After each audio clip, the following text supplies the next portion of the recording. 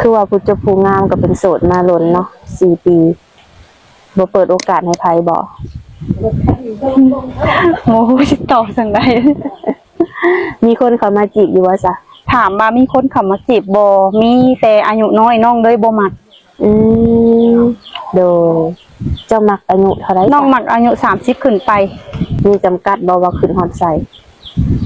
ฮอด6060โลยอืมถ้าว่า60นี่เจ้าสิเอาเฮ็ดผัวได้บ่เอาบ่ติว่าเพิ่นเฒ่าบ่บ่น้องมักคนมีอายุหลายกว่า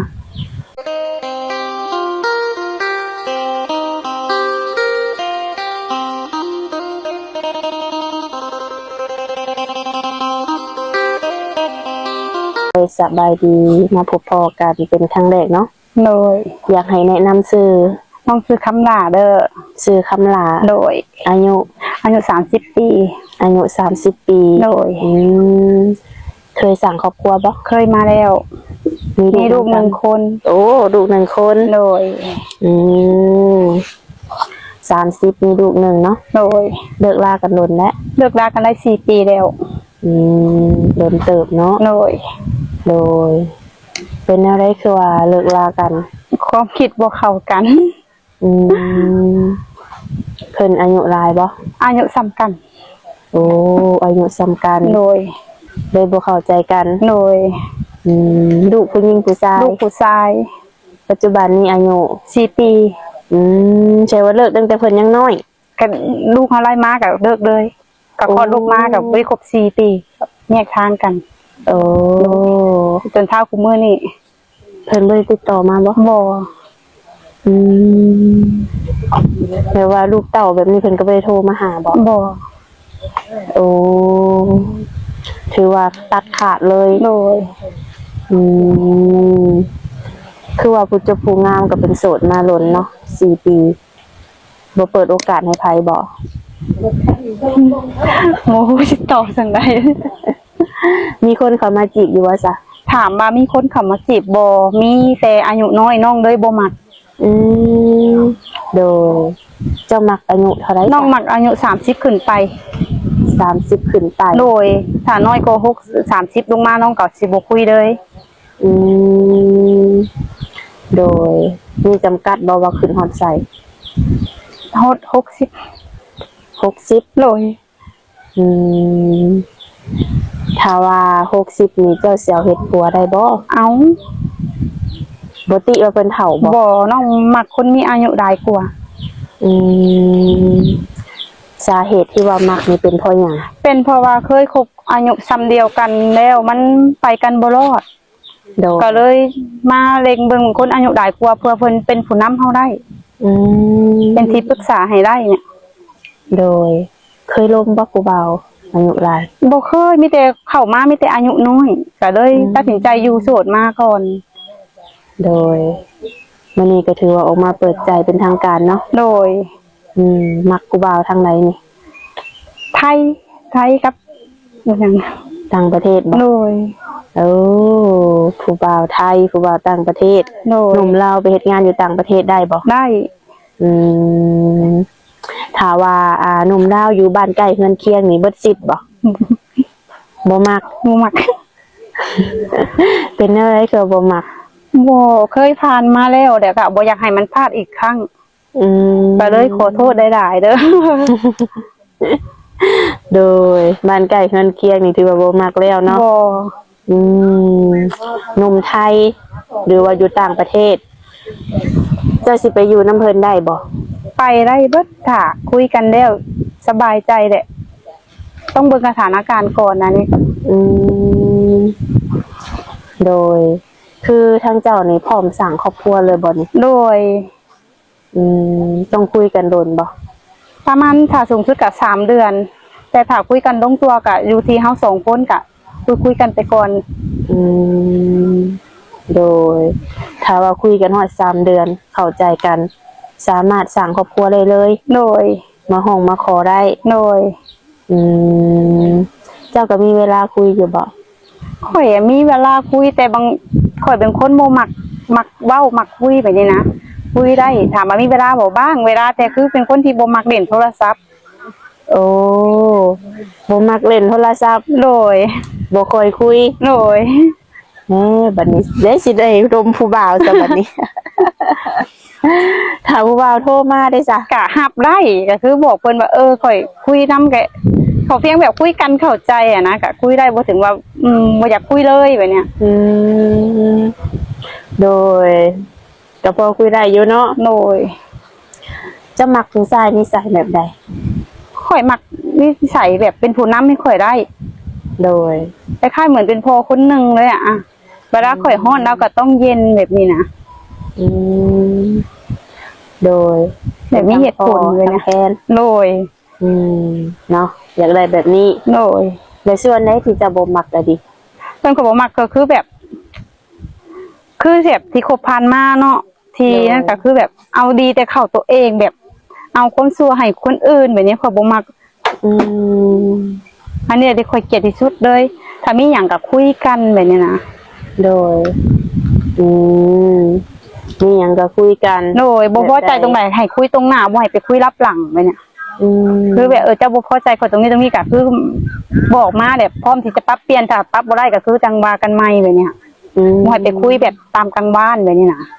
อืมเคยเจอมาบ่ เคยเจอมาก็เลยบ่อยากเจออีกครั้ง โอ้โดยผู้ชายแบบนี้เคยเจอมาแล้วเนาะ โดยเคยเจอมาแล้ว อืมต่อไปก็ขอเป็นคนที่ว่ามีเหตุผล โดยมีหยังให้เปิดอกคุยกันเลยแบบเนี้ย อืมพอห้ามความหมายลูกติดได้บ่ ได้เบิดขอเพียงเขาก็หักลูกเขาไล่เฮาก็หักลูกเขาไล่ อืมบ่ติหยังเนาะ โดย โดย ผู้ชายกินเหล้ากินเบียร์สูบยา อันนี้ก็กินก็อันนี้ก็ขอตีในนิดนึงเนอะ แต่กินก็กินได้เป็นบางเวลาแบบเป็นยามเทศกาลหรือว่างานแต่งงานดองได้บ่ได้ว่าหยัง โดย แต่ถ้ากินพร่ำเพรื่อก็ขอ อืมถือว่าบ่ผ่าน โดย สูบยาเด้ สูบยาก็โอเค มันเป็นเรื่องธรรมชาติ อืม แต่สูบเฉยๆนะบ่เป็นยาม่า แต่ยาม่านี่ก็บ่เอา โดยเอาตรงๆไปเลยเนาะ โดย เออบ างคนทำบ่ดีสมบูรณ์แบบเนาะเจ้าสิมาคัดให้นั่นก็เป็นไปบ่ได้อะ โดย แล้วปัจจุบันนี้เจะได้เฮ็ดเวียกเฮ็ดงานหยังซะ ปัจจุบันนี้น้องเฮ็ดเวียกอยู่ไทยเด้อน้องสิมาต่อบัตรเดือนหนึง2ครั้งมาประมาณ10มื้อได้น้องก็สิลงไปใหม่ อืมอันนี้คือขึ้นมาต่อบัตร โดย เจ้าเฮ็ดเวียกหยัง น้องขายผลไม้อยู่ห้าง อยู่ห่าง โดย อยู่แถวใด นมบางกะปิ โอ้อยู่แถวนั้นเลย โดย อืมชิผู้บ่าวไทยบ่เข้ามาจีบบ่ซะบัดนี้ มีแต่ว่าแบบมีแต่รุ่นน้องอะนะน้องก็เลยบ่มัก เออ ถามว่ามีตอบตรงเลย แต่บ่มักรุ่นน้อง โดยถือว่ามื้อนี้มาเปิดใจแล้วก็สิลงไปไทย โดย ถ้าผู้บ่าวอยากมาหาเด้ อยากมาหาก็รอนัดมื้อนัดวันมาก็มาเจอกัน อืมมีวันหยุดอยู่บ่ มี เดือนหนึงหยุดจักเทื่อ เดือนหนึงน้องยุดชีเทื่อ โอ้หยุดวันหยังแน่นี่ วันหยังก็ไล่ให้เลือกเอาแล้วแต่ตาเฮาเนี่ย แต่ว่า4เทื่อ โดย โอ้ ถ้าบ่หยุดเพิ่นก็สิตีเป็น OT ให้ อืมวันเท่าไหร่ได้อยู่ น้องได้วันละ400 โอ้วันละ400 กินน้ำเพิ่นอยู่เอง อืมโอเคอยู่บ่ซั่นนี่ ก็โอเคก็ต้องโอเค เดือนหนึงเดือเก็บอยู่บ่ บ่เหลือ เพราะว่าต้องส่งเลี้ยงลูก เออจะส่งมาพี่เดือนละเท่าไหร่ เดือนละหมื่น เงินละหมื่น โดย เงินเดือน12,000 โดย ส่งมาเดือนละหมื่น โดย ค่าห้องเจ้าได้ซะ ค่าห้องน้องสิอยู่น้ำเอื้อยเด้ อืม สิซอยแค่ค่าน้ำกับไฟเพิ่นได้แต่ว่ามีเอื้อยก็เข้าใจบ่ว่าเลี้ยงลูกผู้เดียวแบบเนี้ย อืมโดยแสดงว่าเดือนหนึงเจ้าใช้จ่ายบ่หลาย น้องบ่ได้ใช้เลยมีแต่โอมน้ำเมียนพี่ โอ้มีแต่เก็บอย่างเดียว เก็บโมเมนต์ซื้อนมให้ลูก โดยโอ้อันนี้ก็คือถ้าว่าในกรณีที่ว่าผู้บ่าวอยากมาหาต้องนัดก่อนเนาะ โดย ว่าทางเจ้านี่สิว่างบ่ โดย เพิ่นชวนไปดินไปเที่ยวก็ได้แล้วว่า ได้ ถือว่าบ่มีปัญหาหยังเนาะ โดย อืมโดยถ้าว่าสร้างครอบครัวนี่ก็คือในการโอรมกัน เวลาใน3 เดือนเนาะจะว่า โดย เพิ่นสิขอยังไปอยู่น้ำนี่ก็พร้อมเนาะไปสั่งไปซาน้ำเพิ่นได้แต่ว่า ได้ อืมถ้าว่ามีครอบครัวอีกเทื่อนี้สิจัดงานแต่งบ่ บ่ เป็นเท่าไหร่ บ่อยากจัดก็สิเฮ็ดแค่ผูกพักผ่อนเข้าน้อยๆเอาแจ้งเฒ่าแจ้งแก่ให้พ่อแม่หาผู้ทั้งสองฝ่ายได้ก็พอ โดยมันมีค่าสินสอดจะได้สัก ค่าสินสอดก็แล้วแต่สมมาพาควรแล้วแต่เดี๋ยวคุยกันไป อืมคือบ่ได้เว้าเท่านั้นเท่านี้เนาะ บ่ อืมโดยโอ้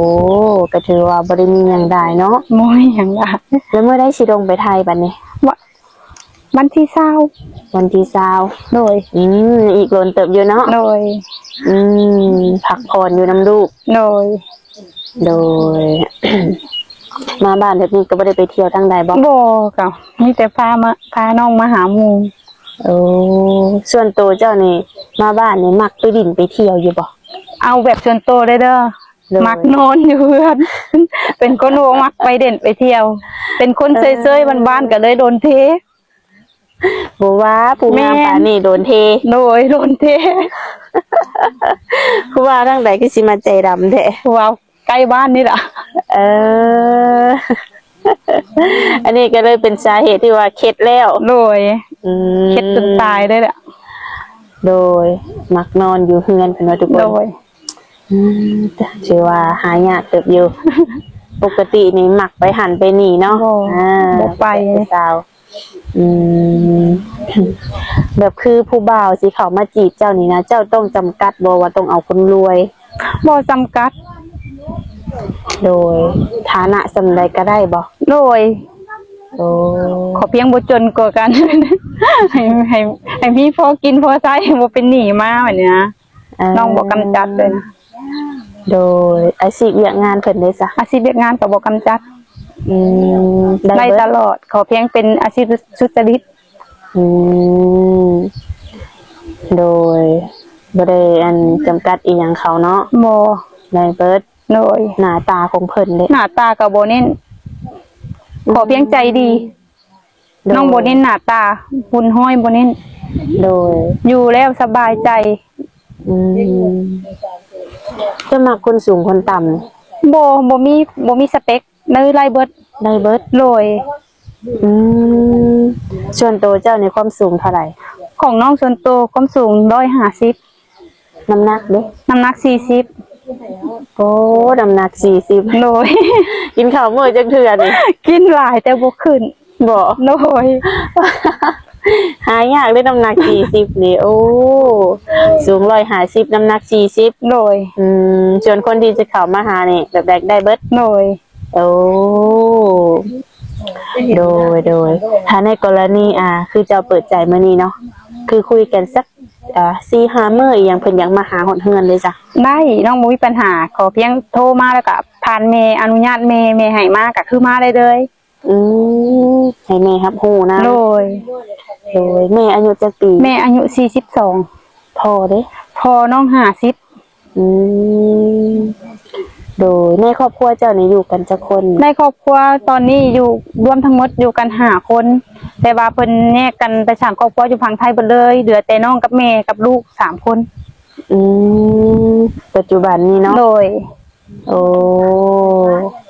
ถ้าว่าเจ้าไปอยู่น้ำสามีไผสิอยู่น้ำพ่อน้ำแม่ อันนี้ก็เบิ่งก่อนอันนี้ นี่ก็บ่ให้คำตอบก็เบิ่งก่อนว่าสถานการณ์ โดยเบิ่งความเป็นจริงก่อนเนาะ โดย ลูกเจ้าเขาโรงเรียนแล้ว ยัง อืมปัจจุบันนี้ยังบ่ทันเข้าเนาะ โดย คือแบบว่าเจ้าไปไทยแบบนี้เพิ่นก็บ่ได้อยากไปนำบ่ บ่เพราะว่าเพิ่นอยู่น้ำแม่ตั้งแต่ไล่เพิ่นออกมาคลอดเพิ่นออกมาเพิ่นก็อยู่น้ำแม่เลย อืมติดแม่ใหญ่แล้วเนาะ โดย อืมโดยถ้าว่าในกรณีที่ว่ามีสามีใหม่ลูกกับเพิ่นก็สิบ่ว่าหยังดอกเนาะ บ่ คิดว่า เคยถามแล้วเพิ่นก็ว่าแล้วแต่แม่ โอ้เคยถามแล้วเนาะ เคยถามตลอดเลย โดยเพิ่นก็บ่ได้ถามถึงพ่อเพิ่นบ่ บ่ โอ้โดยถ้าว่ามีพ่อใหม่ก็ถือว่าบ่มีปัญหาหยังเนาะ โดย อืมถ้าว่าเพิ่นอยากกลับมาหากลับมาคืนดีเจ้าให้โอกาสบ่ สำหรับคนเก่าบ่ โดย ถ้าสำหรับคนเก่าน้องขอตอบเพียงตรงนี้ตรงๆเลยว่าบ่เพราะว่าที่ผ่านมาคือให้โอกาสมาหลายแล้วแต่ก็บ่เคยว่าสิเปลี่ยนตัวเองก็คือเก่าอ่ะ อืมถือว่าเบิดสิทธิ์แล้วเนาะ โดย โดยมีแต่ว่าเปิดหาคนใหม่ โดย เป็นอะไรก่อนสองมาเปิดใจนี่คิดหล่นบ่ คิดโดนคิดมาตลอดเลยคิดมาหลายปีแล้ว เออพร้อมข้างในบ่มื้อนี้ ก็ เต็มร้อยวะ เต็มร้อยเลย โดยฐานะครอบครัวจะเป็นอะไรนี่ ฐานะครอบครัวน้องอ่ะปานกลางเด้อน้องเป็นคนโบด้วยโบมีคือแบบ โดย ทำมาหากินตามบ้านๆเฮานี่แหละ อืมโดยธรรมดาเนาะ โดย โดยคนที่สิเข้ามาหาก็ขอเป็นเบิ่งแยงเขาได้ซะเนาะ โดย ถ้าว่าบ่ร่ำบ่รวยกันเนาะ โดย อืมเมื่อนี้ก็ถือว่าบ่มีหยังได้เนาะมาอบรมกันเป็นครั้งแรกก็คือทางติดต่อเจ้านี่มีหยังแน่ซะ มีเฟซกับมีไลน์เด้อเจ้า อืมเป็นอะไรเจ้าสิแจกในช่องเลยบ่ แจกในช่องเลย อ่ะขอ QR code ไลน์ โดยเอาเลยบอก เอาเลย เอาขึ้นหน้าช่องเลยเนาะ โดย เพราะว่าหนุ่มคนใด ไลน์ ที่เพิ่นบ่สะดวกแอดมาหาทาง YouTube เนาะ โดย เป็นก็สิสแกนเขาเลย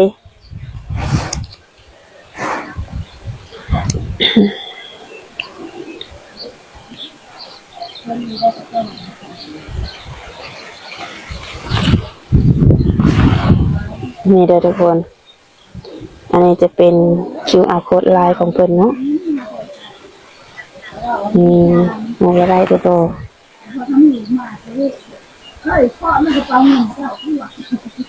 เฟซแจกได้บ่ เฟซเอาไว้ก่อนบอกเลยได้แต่เจ้าว่า โอเคซะนะ ได้เจ้า แจกไลน์ก่อนก็ได้เนาะเพราะว่า FC ส่วนใหญ่เพิ่นก็ดินไลน์อยู่แล้วเฟซนี่บางคนบ่ค่อยได้ดินดอกเนาะ โดย โดยจะมีแต่ว่าคำถามใดที่ว่าทางข่อยบ่ได้ถามก็ให้ทางหนุ่มๆเพิ่นเข้ามาถามเองเนาะ โดย ไว้พบกันในคลิปหน้าเด้อ โดย สบายดี สบายดี